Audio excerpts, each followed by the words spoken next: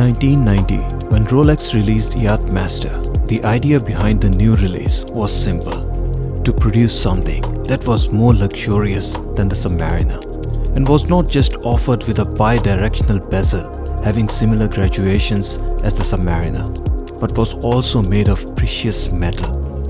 In last 30 years, Rolex have continued to evolve and improve the Yacht-Master line since the release. While the original model in 1990 was made of all gold, Rolex toned down the line later in the years. And in 1999, we saw all stainless steel variation of Yacht-Master. While it looked like stainless steel, Rolesium was the name that was more appropriate for it. This was because while the case and the bracelet was all steel, the bezel was again made of precious metal, and it was made of all solid platinum. In 2015, Rolex further evolved the watch, and while they offered the case in rose gold, this was the first time the Yacht-Master was offered in a rubber strap, what Rolex called as Oysterflex. This was a controversial move because traditionally rubber for straps used to be a choice for inexpensive watches as opposed to watches made of gold. And then in 2019, we saw all new Yacht-Master in white gold, 42mm case, and again with Oysterflex. While the watch maintains the iconic and signature looks of a Yacht-Master, the change for size easily changes the way it looks and wears on the wrist. Since this is also the first time that Rolex have released a Yacht-Master in not just 42mm case size, but also in white gold, there are looks and experience on offer that change this watch completely from what Yacht-Master used to be. If you watch my review on 40mm rose gold Yacht-Master as per the link on top right corner of your screen, I mentioned that the dial shade on 40mm reference, while still being black, was greyish black, which is different than what you get on Submariner. In this case, this is also the first Yacht-Master where the dial is glossy black and comes in exactly the same jet black color and glossy finish as in the Submariner. So while the Yacht-Master are notorious to look too similar to the Sub, the dial this time is unfortunately also exactly the same as the Submariner. But then we have a bezel here that is, although ceramic, yet is anything but similar to one on Submariner. The bezel comes with raised numerals and graduations here, and since both the graduations and the bezel are in black color, the legibility for the bezel is not the best in this case. This is somewhat addressed by having a different finish for the bezel insert being matte textured and the numerals and indexes on top that are polished. But again, reading the bezel here can still be quite challenging. True to luxury characters, the watch case comes all polished to add to the blingy elements. The case sides are curved and polished, and what's different here are the lugs, which are also fully polished as opposed to Submariner that have fully brushed top surfaces of the lugs. The other side of the case is also polished, and overall the polished treatment for the case not just complements the luxury characters of the watch, but also works brilliantly with the white gold case. And where it is a professional and a sports watch by definition, there's an element of elegance and dressiness from the polished treatment and of course the white gold case. Speaking about the hands-on sizes of the watch, measured on my caliber, the size of the bezel measured at the outer extremity is 42.4mm. So while it is marketed as a 42mm watch, it may possibly be on a slightly larger size for a 42mm watch, as opposed to Rolex Submariner, which is marketed as a 41mm watch, but at the bezel measures at only 40.5mm. The size of the crystal, or let's say the size of the dial, is 31.8mm.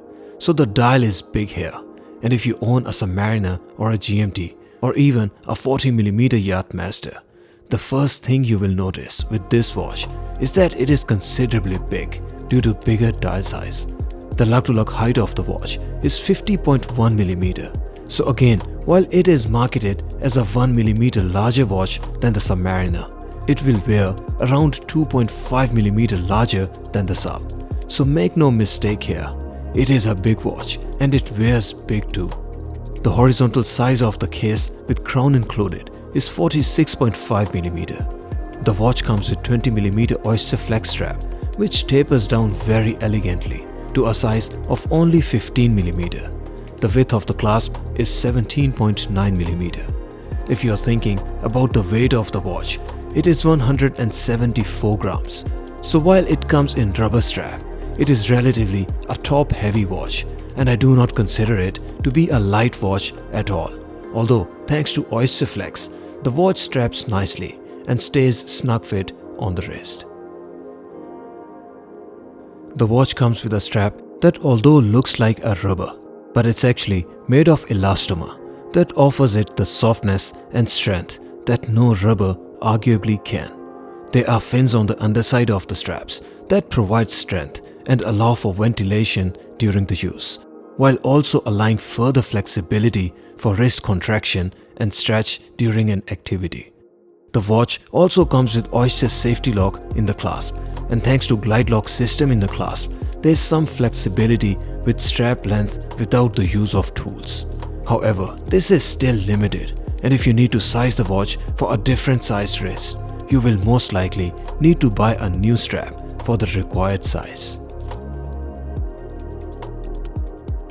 Under the macro, you can see that there is no beveling or chamfering on the edges of the hand, but then there's also no buzz or high spots. The surface comes fully polished, but there are some minor scratches that can only be seen under the macro and not from the naked eye. The minute hand comes with similar finish, and while there is nothing groundbreaking, the overall finish is decent and there's also no visible scratches to be seen. The seconds hand looks fine as well and very consistent to the finish I've previously seen in other Rolex. The text although looked fine, if you look closely, there's very fine smudge marks sticking out of the letter R in the words chronometer and certified.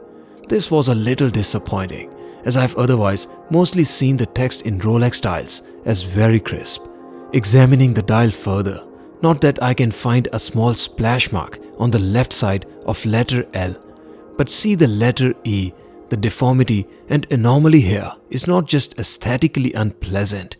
This is the first time I'm seeing a letter E with markings sticking out on the left side.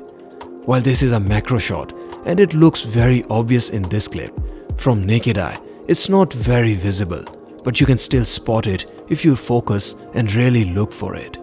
While I'm very certain that this is not normal and is something that can easily be fixed by swap of the dial, it is just something that is not expected to be seen in a watch in a first place, especially when it's a Rolex.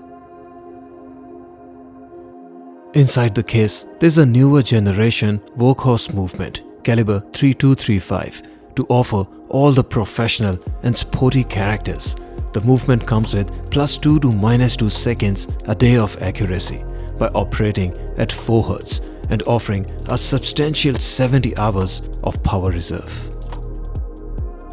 On the wrist, the 42mm Yacht-Master wears large, but this does not mean that it's not a wearable watch on a smaller-ish wrist. My wrist size is 6.5 inches and wristband is 55mm, and while the lug-to-lug here is over 50mm, you can see that it does not look out of place or stick out of my wrist. If you notice, the straps do seem to flare out of my wrist, but that's purely because of the internal fins on the straps that I showed earlier in the video. I personally don't like how the straps flare out of the wrist instead of contouring to the wrist, and it pretty much breaks the deal for me personally. The watch case is 11.7mm and it does not look thick or wear tall on the wrist at all. And while it is a sports watch, I don't think you'll have any issues in wearing it to a dinner or slipping the cuffs over it. The 20mm strap nicely tapers down to only 15mm and it adds to the sleekness and the looks. The width of the clasp is 17.9mm and it looks very balanced with the watch. Rolex Yachtmaster 42mm is a refreshed stance of Rolex towards a watch that has previously always maintained its original size of 40mm. While the Yachtmaster range is relatively new in the Rolex line, yet it comes with 3 decades of history.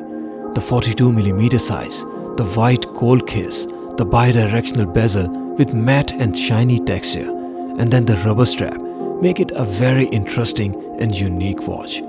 It is a big watch, and while I personally still prefer the 40mm models due to better dial size for my eyes and wrist, this one is easily a better choice if you're looking for a white gold or a relatively larger watch in the Yachtmaster range.